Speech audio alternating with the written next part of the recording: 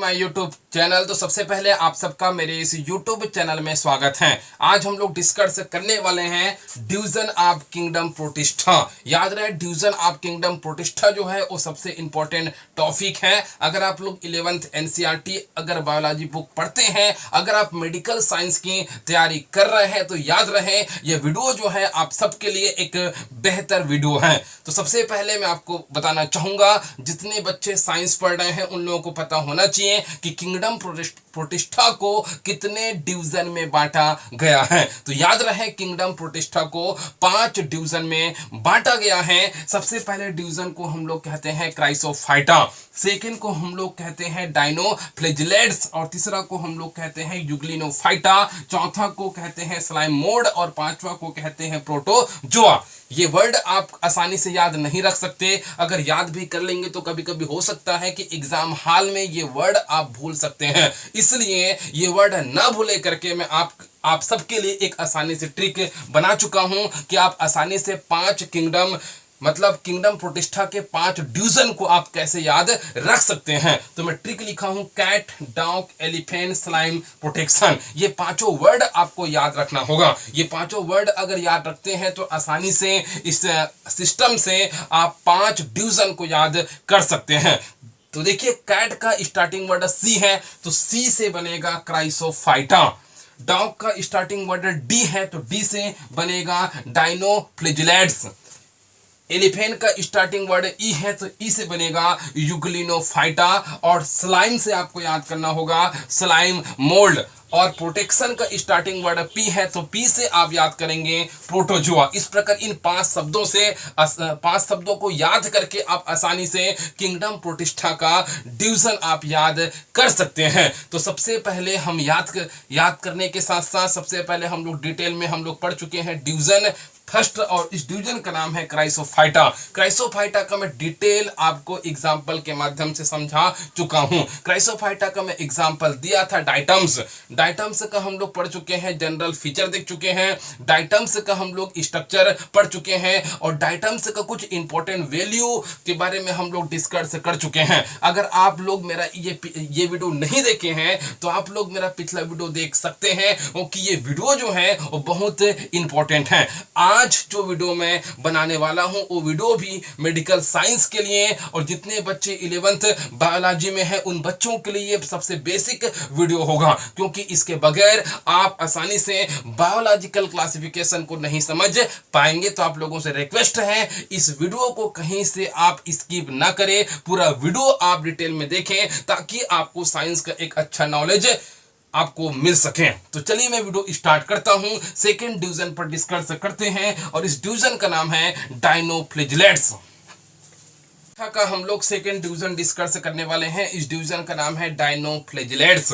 तो याद रहे, डायनोफ्लैजिलेट्स का मेन हैबिटेट क्या होगा, या डायनोफ्लैजिलेट्स के जितने भी ऑर्गेनिज्म होते हैं उसका मुख्य आवास होता है मेराइन वाटर, या समुद्र का जल। तो ये समुद्री जल में पाए जाने वाले एक महत्वपूर्ण ऑर्गेनिज्म होते हैं। तो एक इंपॉर्टेंट क्वेश्चन आपको पता होना चाहिए कि डायनोफ्लैजिलेट्स को हम लोग फायर एल्गी के नाम से भी जानते हैं। तो अब क्वेश्चन ये है कि डायनोफ्लैजिलेट्स को फायर एल्गी के नाम से हम लोग क्यों जानते हैं। याद रहे, दूर से अगर हम लोग जहां पर डायनोफ्लैजिलेट्स के ऑर्गेनिज्म होते हैं, अगर हम लोग दूर से अगर हम लोग समुद्र को देखेंगे तो हमें ऐसा लगता है कि वहां पर आग जल रहा है, क्योंकि उस पानी में डायनोफ्लैजिलेट्स की संख्या अधिक होने के कारण से हमें लगता है कि वहां पर आग उत्पन्न हो रहा है। क्योंकि डायनोफ्लैजिलेट्स के जितने भी ऑर्गेनिज्म होते हैं उसमें लाइट प्रोड्यूस करने की कैपेसिटी होती है, उनमें लाइट ओरिजिनेट करने, उनमें प्रकाश उद्दीपन पैदा करने की क्षमता होती है। इसीलिए जितने भी डायनोफ्लैजिलेट्स होते हैं उसको हम लोग फायर एल्गी के नाम से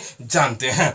फिर मैं लिखा हूं, डायनोफ्लैजिलेट्स को हम लोग डायनोफ्लैजिलेट्स क्यों कहते हैं, तो आपको पता होना चाहिए कि डायनोफ्लैजिलेट्स को हम लोग डायनोफ्लैजिलेट्स इसलिए कहते हैं क्योंकि डाई का मतलब 2 होता है, क्योंकि जितने भी डायनोफ्लैजिलेट्स होते हैं उसमें 2 फ्लैजिला प्रेजेंट होती हैं। याद रहे, इसमें लिखा भी हूं, डायनोफ्लैजिलेट्स हैव 2 फ्लैजिला। जितने भी डायनोफ्लैजिलेट्स होते हैं उसमें 2 फ्लैजिला होती हैं।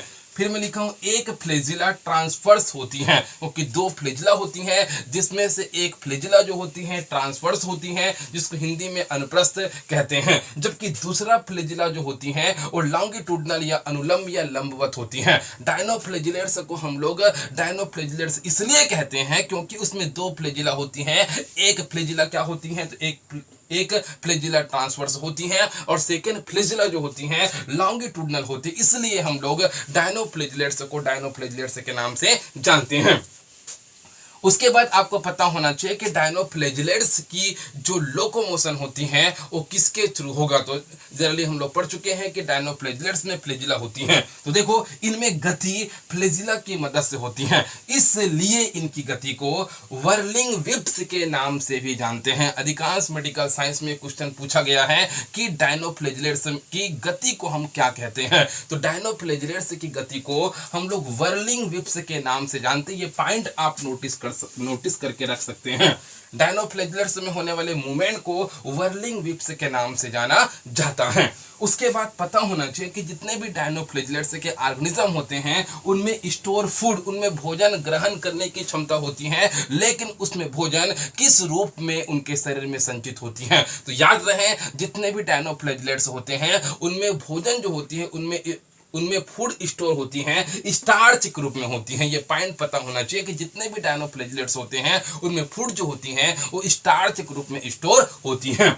फिर मैं लिखा हूं पिगमेंट्स। आपको पता है कि अधिकांश डायनोफ्लैजिलेट्स जो होते हैं दिखने में रंग बिरंगे होते हैं, अलग डिफरेंट कलर के होते हैं। तो डायनोफ्लैजिलेट्स डिफरेंट कलर के क्यों होते हैं, क्योंकि उसमें कुछ इंपॉर्टेंट पिगमेंट्स प्रेजेंट होते हैं। तो उस पिगमेंट का नाम मैं यहाँ पर लिखा हूं। जितने भी डायनोफ्लैजिलेट्स होते हैं उनमें chlorophyll A, chlorophyll C, xanthophyll जैसे इंपॉर्टेंट पिगमेंट होते हैं, जिसके कारण से डायनोफ्लैजिलेट्स जो होते हैं रंग बिरंगे होते हैं। उसके बाद आपको मैं डायनोफ्लैजिलेट्स के एक मेन एग्जांपल लिखा हूं, गोनियोलेक्स। गोनियोलेक्स क्या है, एक प्रकार का डायनोफ्लैजिलेट्स है। तो गोनियोलेक्स के बारे में कुछ इंपॉर्टेंट पॉइंट और डिस्कस करते हैं, क्योंकि गोनियोलेक्स जो होती है वो डायनोफ्लैजिलेट्स का मेन एग्जांपल होती है।